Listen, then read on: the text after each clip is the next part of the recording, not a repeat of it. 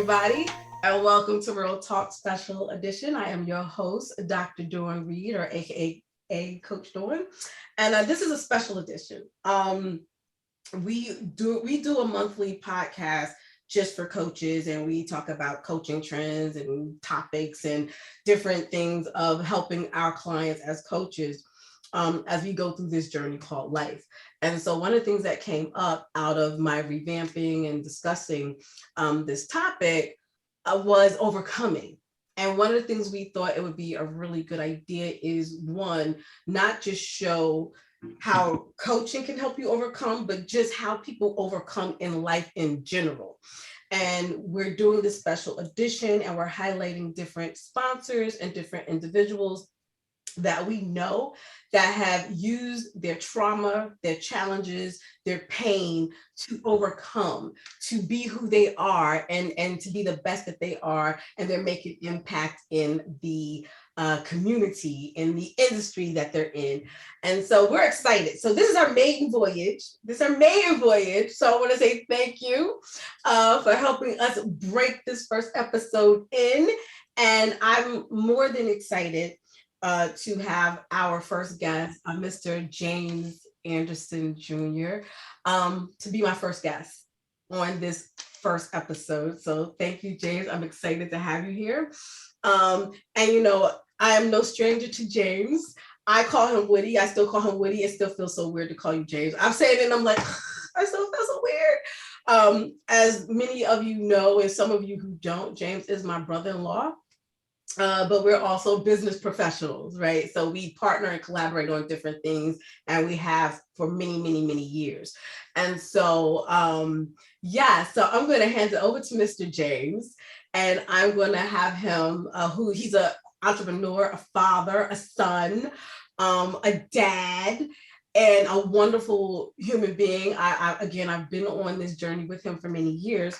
And so I'm going to let him introduce himself to those who don't know him, and all those who do know him, you already know, but it's all good.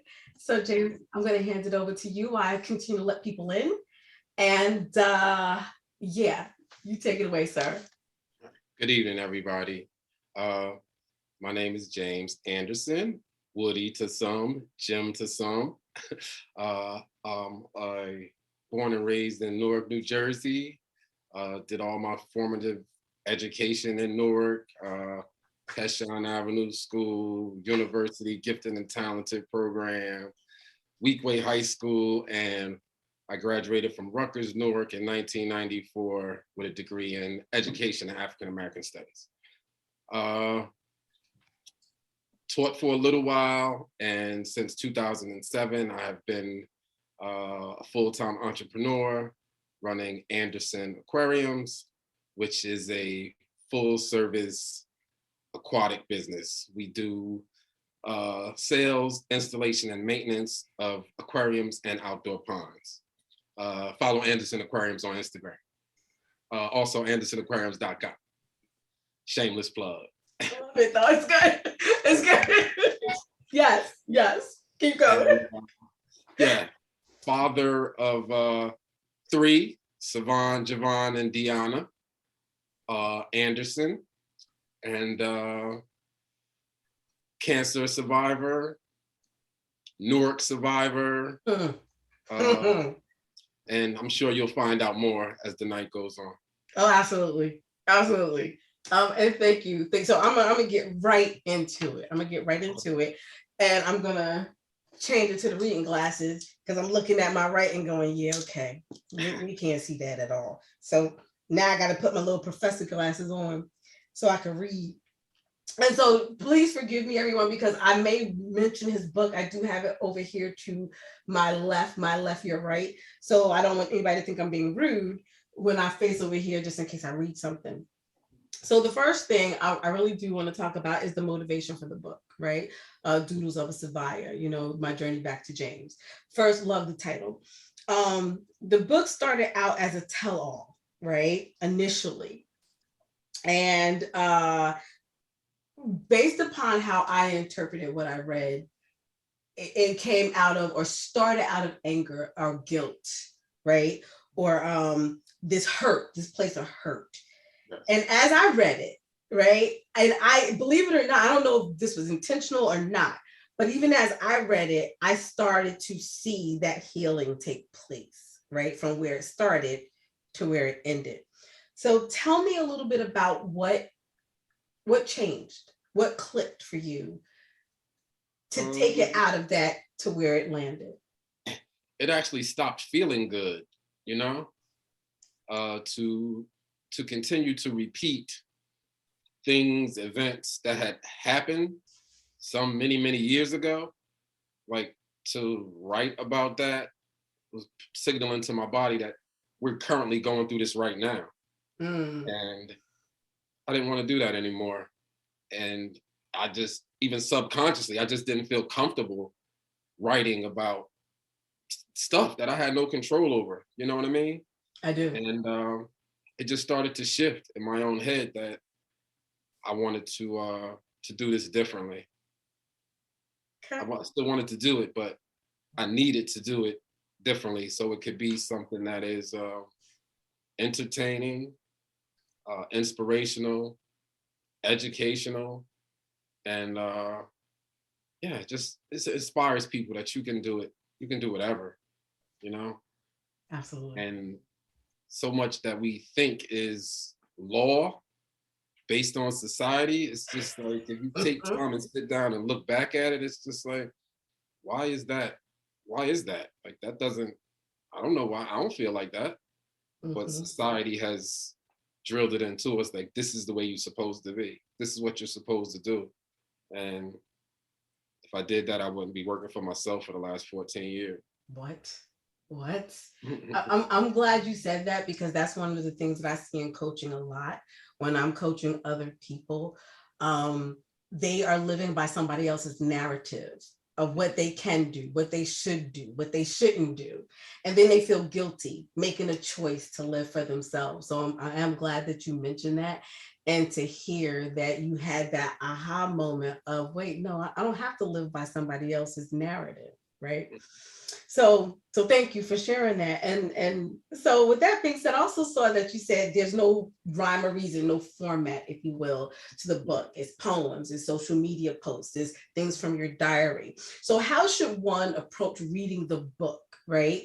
And I asked because when I read that, my mind immediately said, okay, I'm gonna be open. I have no expectations. I'm gonna just read for reading and see what comes up for me as I read the book. So that's how I approached it. Is there a particular approach to the book since there's no rhyme or reason to it? No, this stuff just started coming to me at any time. Just a thought would come, and I just go in the notes in my phone and just start it. Okay. Very rarely did it start and end like in one session. Some of them started and ended months apart. Wow. Because the thoughts just come at different times. And sometimes I feel like it's not fully done. It's not cooked yet. I have the idea. I think this is where it's going, but I need to spend some more time with it for it to, come out the way I want it to read, to just be me. Okay. Your authentic self. You just let your authentic self show up. So it sounds to me that we as the readers should also just show up, just be authentically in the mind to read it as it is. Yes.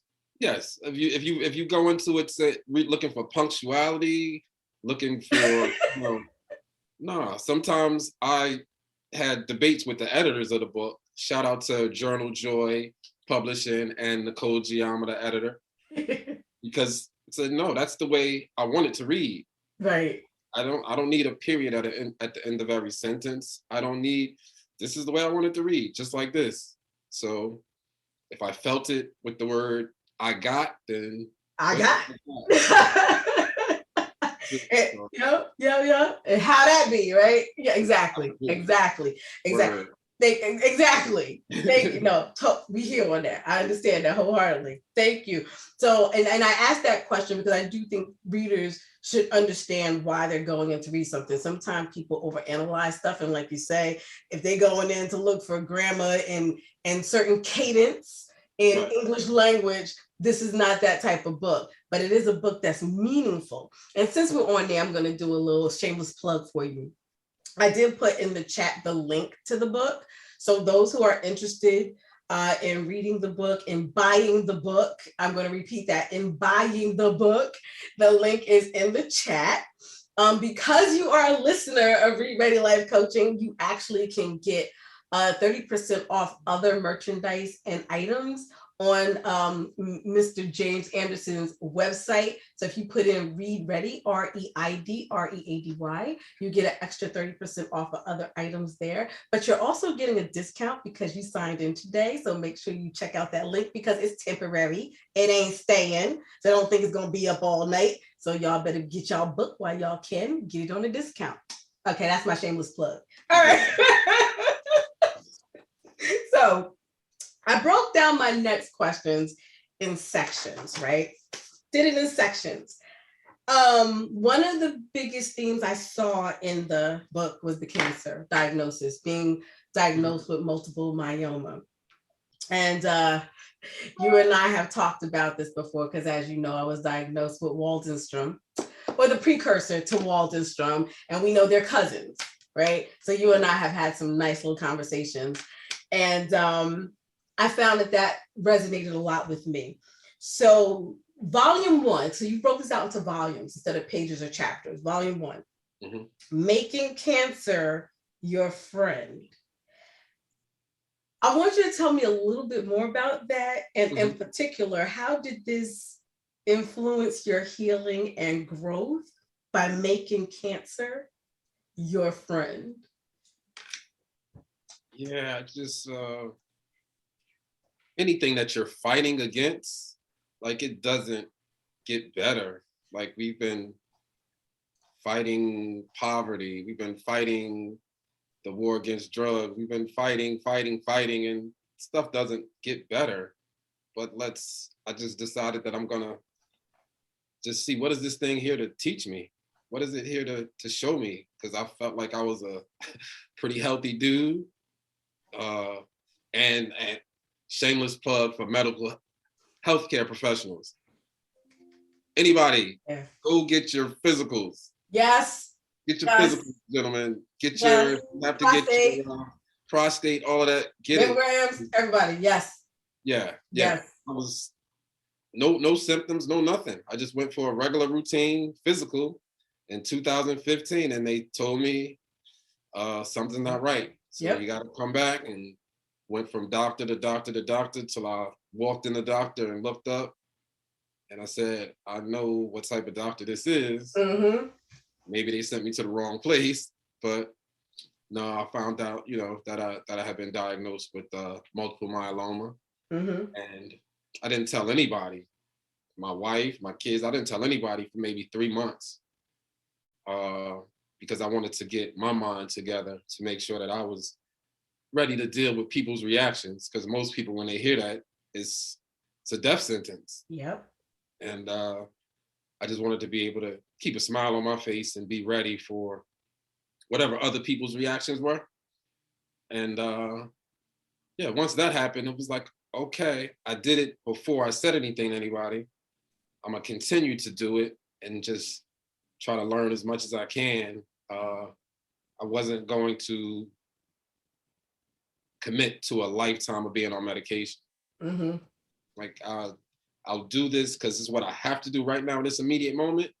But at the same time, I'm working to find out what I can do to get off of this. Right. Yeah. After the what is it?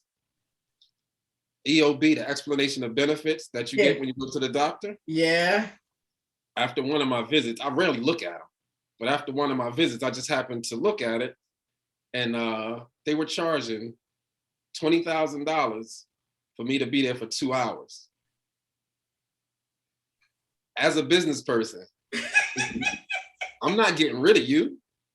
You know what I mean? Why would I make you healthy if I'm making $20,000 for you to be here for 2 hours? For 2 hours. The whole room is full. Right. They making millions why heal you people and get rid of this income? So I said, no, I'm gonna have to do my best to figure out what I can on my own, control what I can control. That's right. Let the cards fall where they may. But cancer has been the biggest, it forced me to genuinely look at myself in a way that I hadn't before. And I was thankful for that, for the lessons that it taught me. So it's my friend, you know, it's my friend because it definitely changed my life in ways that I don't think a lot of people who get this type of diagnosis allow for. Agreed. Because I'm gonna piggyback off of that because I'm gonna read an excerpt and I'm gonna ask you the question, how has it been a great teacher or what did it particularly teach you? So you said, I'm embracing my friend cancer. To hate it, I would have hated myself. Cancer is a great teacher and I'm embracing it for all the lessons it has taught me. So tell me a little bit about what has it specifically taught you about you? You know, it's very similar to releasing this book because you have concerns about who's going to be there to support you. And those thoughts in that moment, you're judging people in ways that's not even really logical. Right. Because you just expect, I done been there for everybody. I done, you know what I'm saying? I done held it down for everybody. And if that doesn't come back, you know, you just got to deal with that, you know, as an individual. But if you're looking for something because you did something, then you're just going to be on a roller coaster. Like that doesn't work that way. It doesn't work that way. It's not protecting your peace. It's interrupting your own peace. That's the truth. And I just didn't want to do that, you know. I do. And so staying with this topic for just a smidgen before I get into my next one. So you mentioned not being traditional about how you were going to approach it also in the book and around in the same volume. And you mentioned, you know, you talked a little bit about yoga, diet, nutrition, meditation, all those good things that I do love, close and dear to my heart. So how has this played on your journey to self-healing, self-reflection, that shift on how you treat your body, how you treat your mind, which also, from how I read it, impacted how you treated your cancer. So tell me a little bit about that.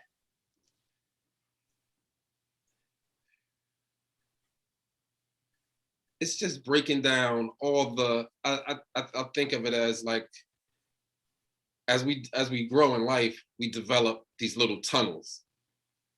So everybody, we have just tunnels that when we wake up in the morning, I just go down this tunnel. And when you want to change your mindset, you have to dig a new tunnel and close off the old tunnel. So in changing my diet, it was just, okay, why do I think that vegetables aren't good? You know, like where did that come from? Why do I think that milk is good? Where did that come from? You know, so it was just having to break down all the thoughts, all of the beliefs that haven't come from me. It's come from society. It's come from television. It's come from everything except me. And when I decided to, wait a minute, I want to decide for me. Like normal is going to be what's normal for me. Right. If you think it's abnormal, that's fine. It's abnormal for you. For you, right. This is what works for me. And it's easier to do that when you stop sharing everything. It's like, I don't think this is shareable information right now. So I'll keep it to myself because I'm gonna protect my peace by keeping it to myself right now. I don't need to share this. Unless you have some way of helping me, sometimes outside noise just takes away from the inner peace that you could have. So sometimes it's just be quiet. Silence is golden, man. Silence is golden. It is golden. And like I said, this goes back to I'm laughing and not laughing, but smiling. And like, this is the thing that I talk about all the time with a lot of my clients. And I'm like, y'all just don't know. You don't, the less you say, the better it's going to be for you, because everybody's not going to agree, because we're all under that same conditioned mindset. Television, movies, videos, music, everybody's feeding you the same consumer idea to make you do a certain thing, to make you get married, to make you have kids, to make you drink milk, to make you eat this, to make you buy that. And it does take away that agency for us to go, what, maybe I don't want to drink that. Maybe I don't want to eat that. Maybe I don't want to get married. Maybe I don't want to have kids. Who said I have to? Right. And when you, and when you get to that place of like, I don't have to do any of this. I really don't have to do any of this. It is freeing. Yeah. I'm smiling. Back a little bit. Go ahead. I think that the biggest thing that cancer taught me was that I was a people pleaser. And until I stopped doing that, I wasn't going to be well.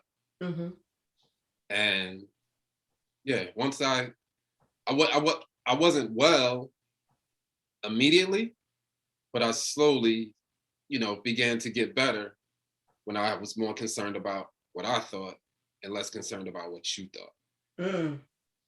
Love it. So that was just breaking that people pleaser down, because I was stressing myself out, trying to please and keep everybody happy, and wasn't taking time to say, are you happy? I have to write that down, because I'm gonna come back to that, because I do got a question that connect to that. Cool. Okay, I love it. Awesome, thank you. So I'm gonna change topics. Yes. This volume resonated with me a lot. It resonated with me personally. I spent a lot of time reading this one over and over again.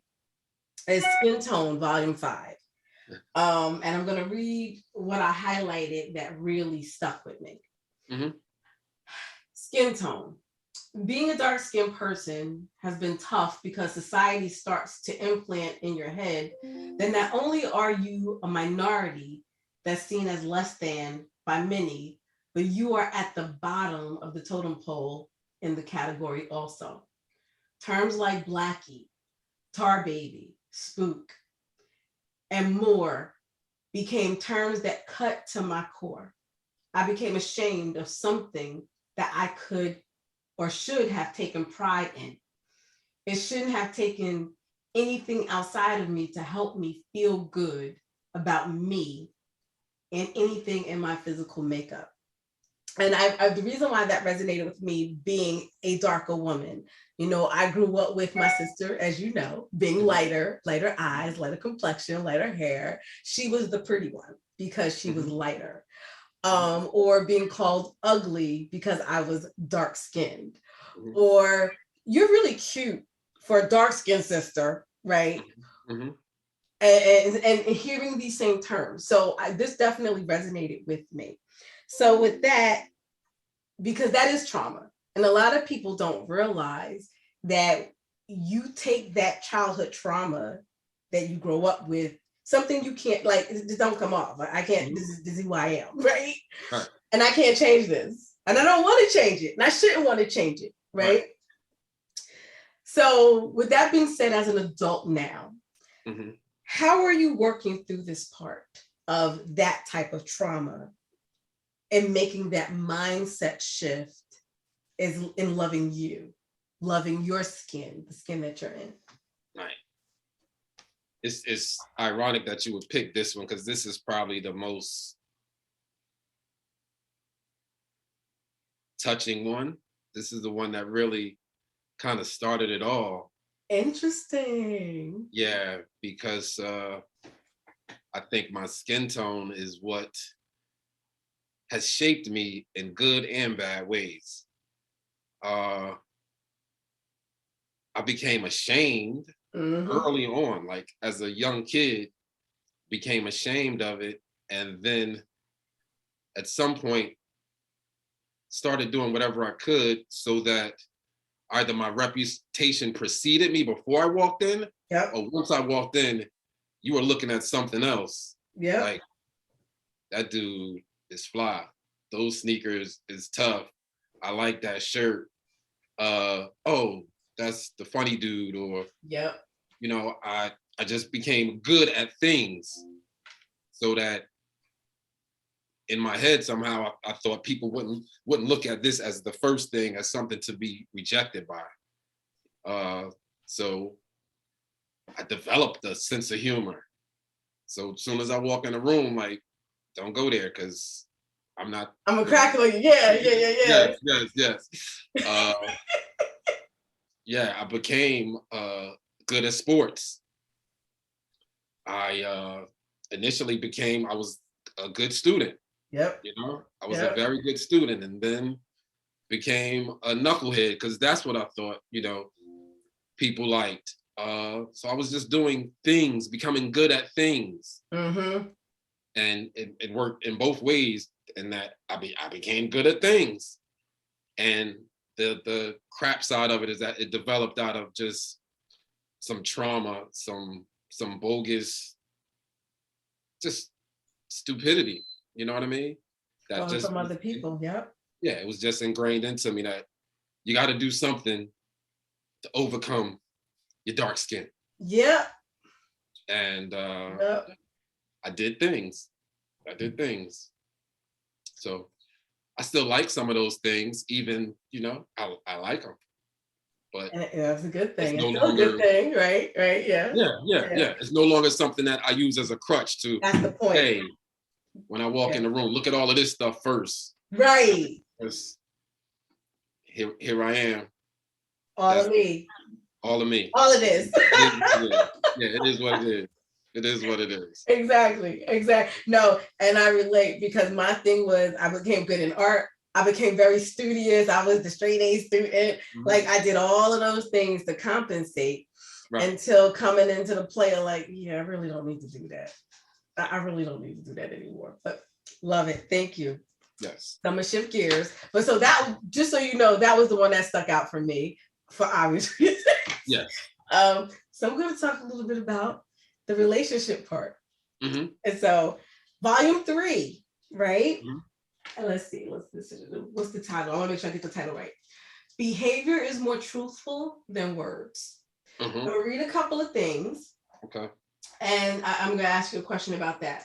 So you stated here, I need a sister that sees my wounds and scars and helps heal them. A sister that protects my heart and puts me first. When I'm down, you are the comedian. When I'm sick, you're the nurse. I thought you were the one for me to try to love again. I have a couple of questions to this one. Mm-hmm. And I'm going to say this to everybody off the bat. I already got permission to ask a little bit of harder questions. So I'm just saying. just not going to be a little soft one. So when I read that, the first thing that resonated for me, and again, my own conversations about being everything to everyone, because I think that's something that a lot of Black women kind of feel they have to be to everybody. Mm-hmm. So I do want you to know how it triggered me, because I'm like, well, we always got to be the one to be everything to everybody, right? So mm-hmm. With that being said, do you still feel, because I took that as looking for someone to be everything for you, right? Mm-hmm. Do you feel that you need a partner, or you should have a partner, not need? You should have a partner that is everything to you? Or do you see it differently now, coming at this end of this journey? Not end, but this part of your journey. I think I'm the best mate that I could ever be for somebody. And right. I'm ready to give my all. So I'm going to expect your all. That doesn't have to be your everything. Okay. You know, you might not be a good cook. Right. Cook, right. You know what I mean? Right. Yeah. So it's all, relationships are dependent upon the specifics of the two people. If the two people can say, listen, I'm good with this, are you good with that? then we good together.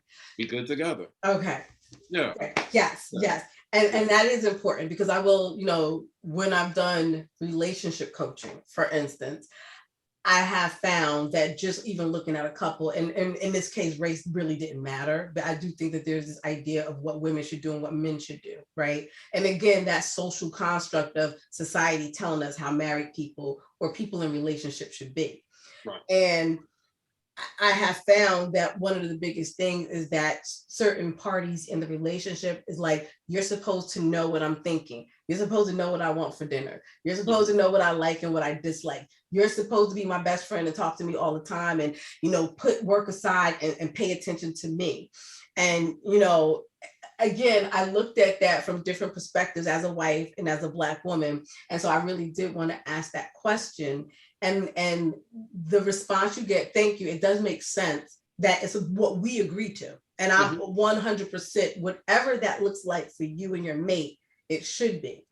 But when you go into a relationship of, like, to give you an example, my husband can't be my bestie girlfriend. I can tell him anything. But after a while, it's like, if he's the sole person that's my friend and I don't have any other friends, he's going to get worn out.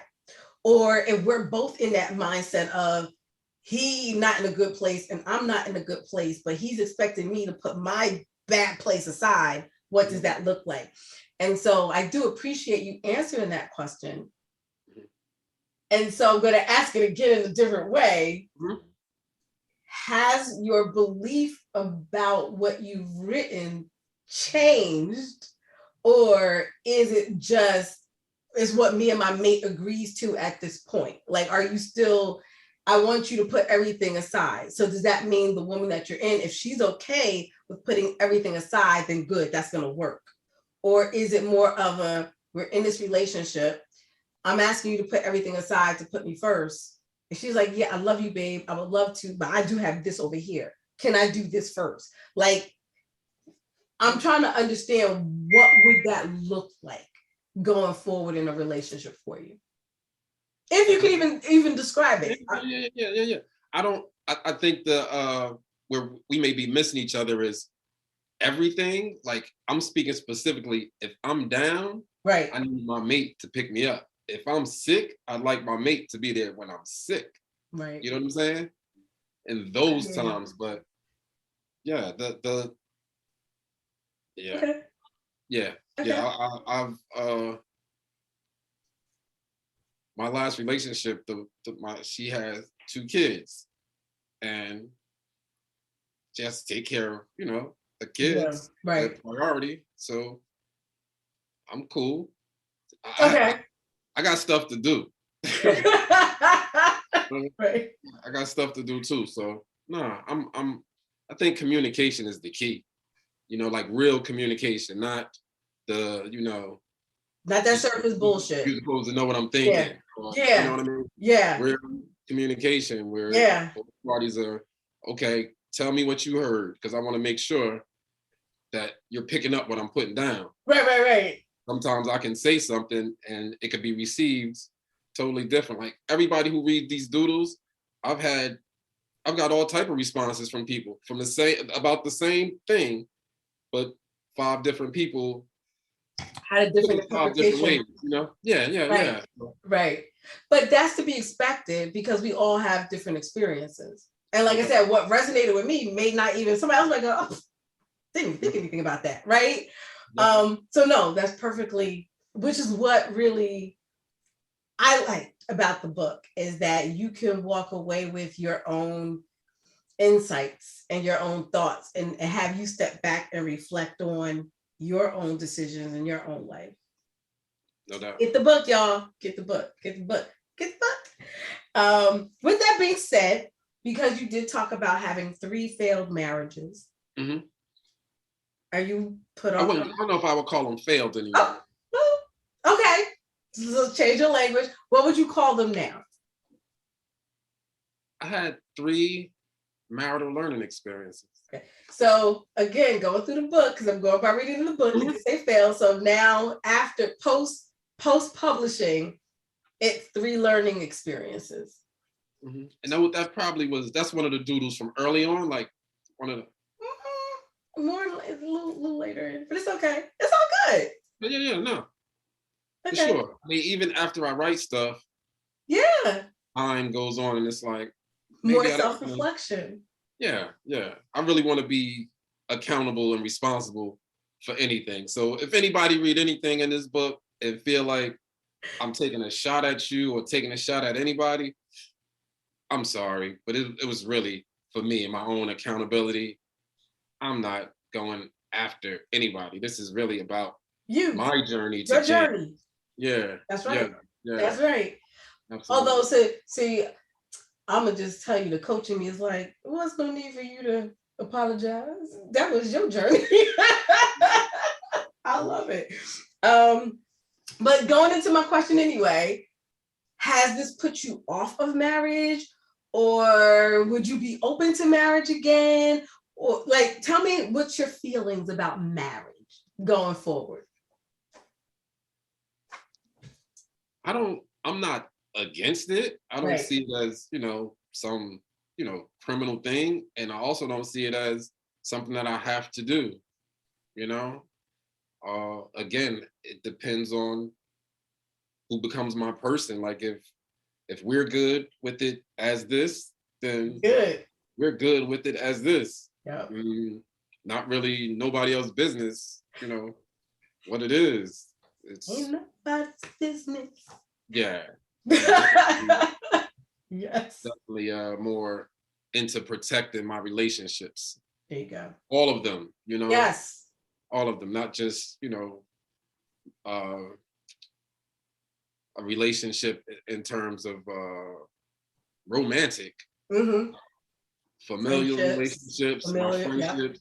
Yep. I'm trying to be, much more protective of them because it's hard to be friends as we get older. Because, it used to be we spend every weekend together. We together. And then we have families. Then we move further apart. We get old. We can't hang out all night. So, it becomes a little harder to maintain, yes, friendships as we get older. Because we just have other things going on. We got kids, we got spouses, and I'm sure I was the youngest one of my, core friends to have kids. So my kids is gone. They out the house. Right. Some of my friends' kids are still in middle school, so it's like they can't really hang out when I want to go hang out. I know that's right. You know what I'm saying? Sometimes I do. Okay. Yes. So, just shifting as you get older. I have to laugh at that because now when certain friends call me like, you want to hang out? Like, no, I turn to a pumpkin like 9:00. I'm done. I'm sorry. I'm sorry. So I always say these episodes go by so quickly because we're already at almost 8:00. Like it's 15 minutes to 8:00, and it's because it's a great conversation. And again, I'm really pleased and honored to have you here as a guest. And so I saved the hardest questions for last. Cool. Before I begin to wrap up our conversation. And I didn't know how I wanted to approach this. All right. So I'm going to ask you to hold space for me as I try to ask this question. So you talk about abuse in volume 9.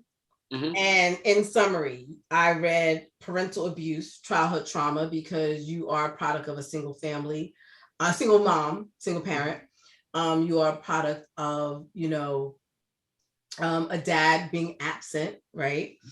You said narcissistic abuse, which I wasn't sure about that one. So I'm really curious to know, what do you mean by that?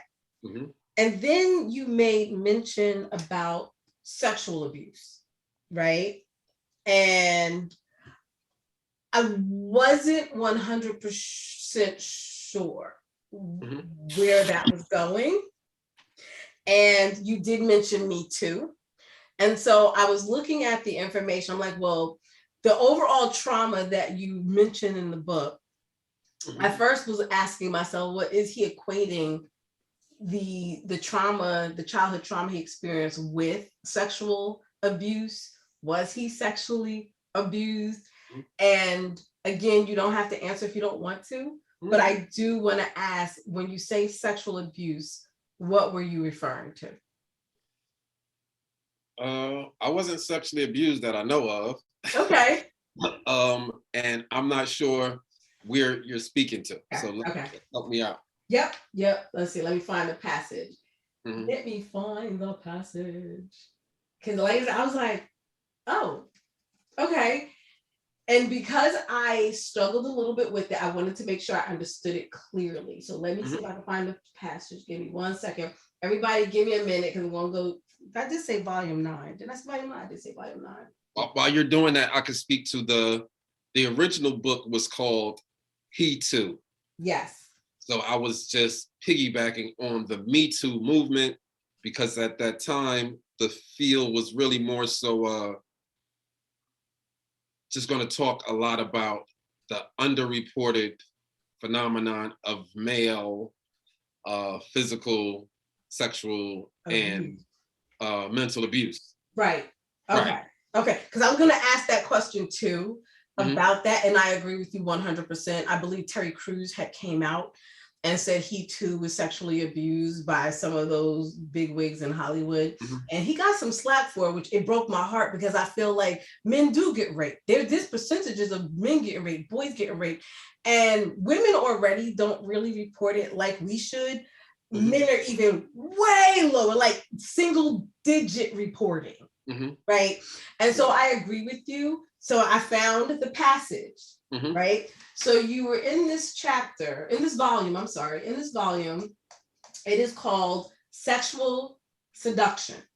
And you were actually talking about, from what I gathered, having caught some interesting little something.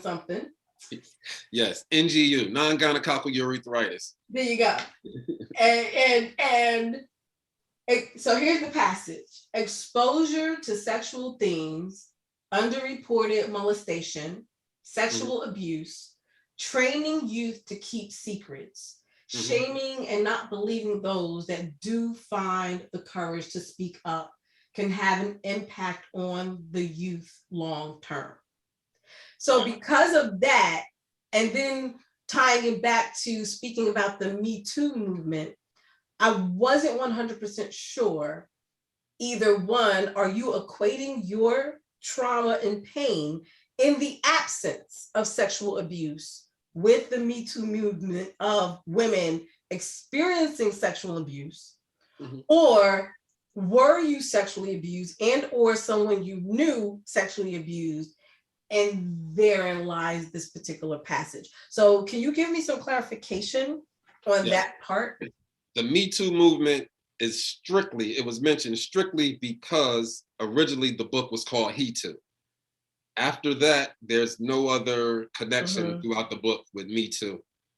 So I'm not in any way trying to piggyback on Me Too, minimize, or exacerbate the Me Too movement. It was only mentioned because originally the book was called He Too. All right. As far as my mentioning of that's just stuff that happened in the hood. You know what I mean?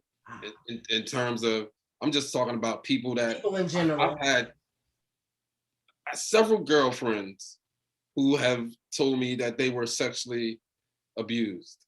Yeah. And I mean, it's just like, dang, this many, like. Yep. Very prevalent. Ridiculous, right? Yeah.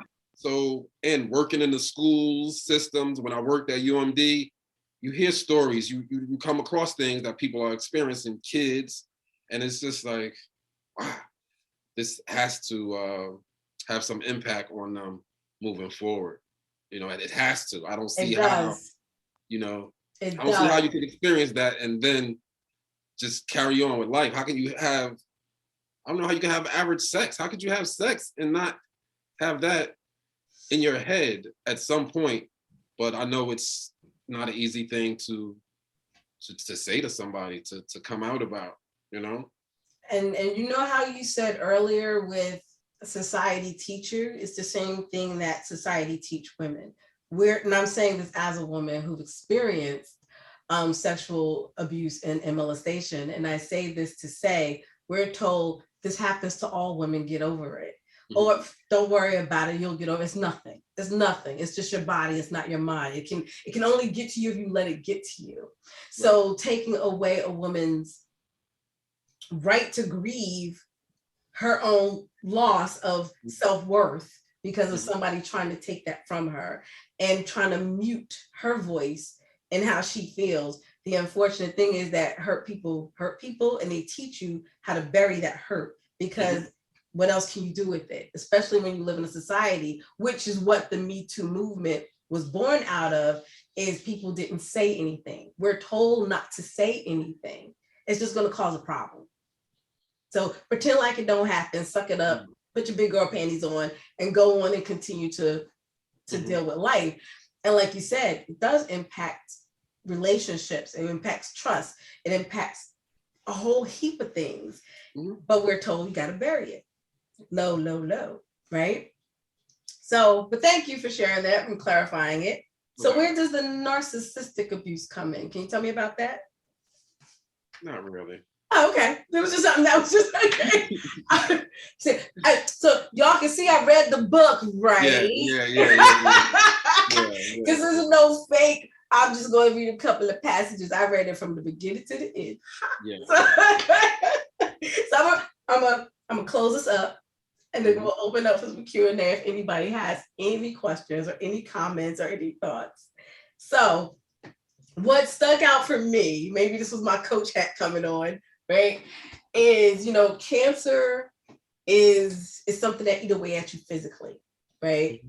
And it destroys the body and all that stuff.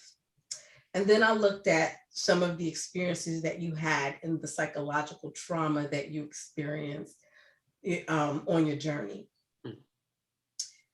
And I'm really curious to know, what type of relationship did you draw, if any, to the idea of the cancer eating at your body, the psychological trauma eating at the mindset, and the healing of your body, kicking cancer out of your house, right? In a nice, loving way, and the healing of your mind, right? On this journey.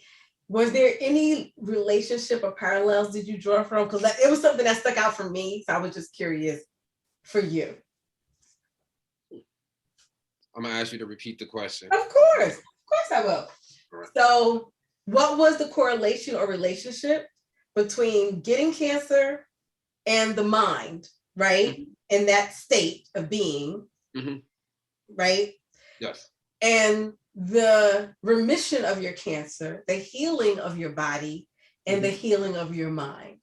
Do you see any relationship between those two things? Those things? Yeah, I think my diagnosis was stress induced, and as I started to remove more stress from my life, I got better. And sometimes that's it means going to a lonely place, so I need to, can't handle everybody else stuff. I'm trying to really take a deep dive into my own stuff. Yep. And not point a finger at anybody else. If I say something, my mother's not a touchy-feely, emotional person. Right. You know what I mean? Yeah. So to speak about how that hurt me, I'm not speaking about her. Right. I'm not negatively talking about my mother. It's just, that's an experience that I had. And your response to that experience. Right. My response to that experience was not good. You know what I mean? I was looking for that attention from others, from people outside of me, because I wasn't getting it at home. Again, no disrespect to my mom at all. I love her to death. And it's just what she knew. I'm going to keep a roof over your head. I'm going to keep clothes on your back. I'm going to keep food in your mouth. That's all you need. That was 70s kids. That's what we, a lot of latchkey kids. In kindergarten, it was only half day kindergarten. I spent the morning in kindergarten. I spent the second half of the day sitting next to my sister's 8th grade teacher. So I stayed in my sister's 8th grade class the whole afternoon, because it's what we had to do, Yep. but in some ways it's like I needed it. Yep. I struggle with conversations with my children because I don't have anything to look back on to when I had these conversations, with my parents. But that's so what? Nobody's, it happened. You have to do what you need to do to get yourself right now. Exactly. So that's the journey. Is I'm not blaming anybody for anything. This is all me. Every divorce, every illness, everything is me. It's me. Whether I did it consciously or subconsciously, I take responsibility and accountability. I'm not mad at nobody. I try not to be. I try not to be. Let's be transparent. No. Not for long periods of time. Exactly. Gotta let it go, man. Because it's not hurting the other person. It's just hurting me. Whole time. I see. That reminds me of a Buddhist parable. We take a hot coal, thinking we going to throw it at somebody to burn and hurt them, but we burn in our own hand because we holding it, right? Gotta let go. Yes. And that was something that toward the end of the book that really resonated with me also, is this openness to let things be as they are, to accept things as they are. And you have a volume, I think it's volume 16, about self-suffering, and that we bring on our own suffering, holding on to the bullshit that's happened to us, thinking that's the thing that makes us who we are or how we're supposed to be.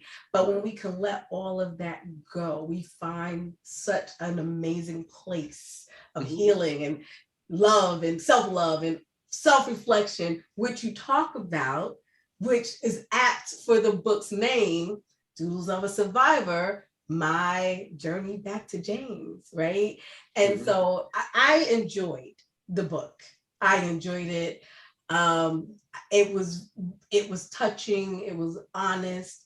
I do see accountability and responsibility, and that's hard for people to do. But as you know, once you do it, when you can accept your shit, once you can do it, your whole life changes, right? So again, please get the book. The link is in the chat. Again, get it. It's awesome. You get a discount tonight only, right? Yes. Tonight only. So all y'all who didn't come in and listen, y'all can get the discount. See, this is special for all those who came in on to the podcast. So y'all want to bring y'all butts to the next podcast, right? I'm thrilled. I'm excited. It's a great read. Thank you for writing it. Thank you for being honest. Thank you for, I do not see the link. Okay. It's definitely in the chat. You know why? Because a lot of people are making some awesome comments.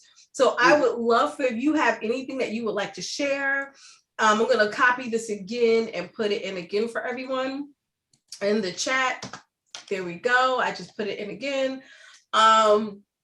If anybody would like to come off mute, if you have anything you'd like to say, if there's any questions that you might have, you are welcome to do it now. I'll take a few minutes to do a little Q&A. If not, I will say thank you so much, Malkita King. I'm sorry if I said your name wrong. My speech impediments. Proud of you, bro. Congratulations from Keith Bratcher. Perfect. Thank you.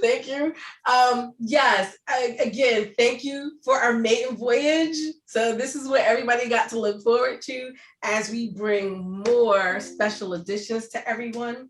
Again, James, thank you. Great success to you. Now you put author in your repertoire of many things that you can do. Check out James's website. I'm a tease. Of course, you know I love the name. I love the name. I was like, ah! And so check out his amazing t-shirts and hoodies and all that good stuff. As y'all see, I'm a t-shirt lover. Not to be marketing nobody else's t-shirt, but I'm a t-shirt lover. And so I'm definitely a fan of I'm a tease. And so please, everybody, buy the book, go to the website, get your 30% off of other items on Mr. James Anderson's website. And I also have a fish tank that he installed many years ago. Still got my fish you gave me. Still got my little Paco fish, still got them. So any last parting words before I let you and our amazing, wonderful participants go? Cool. Any questions? If not, we out of here. We out of here. Also, 8:00 on the dot. Thank you, everybody. Thank you for being here. Again, Ready Life Coaching and Anderson Aquariums. You guys are a friend of the company. Thank you. Great job, guys. Great job. Thank you. Thank you so much. Good night, everybody. Enjoy your evening. Thank you all. Thank you for participating. Good night.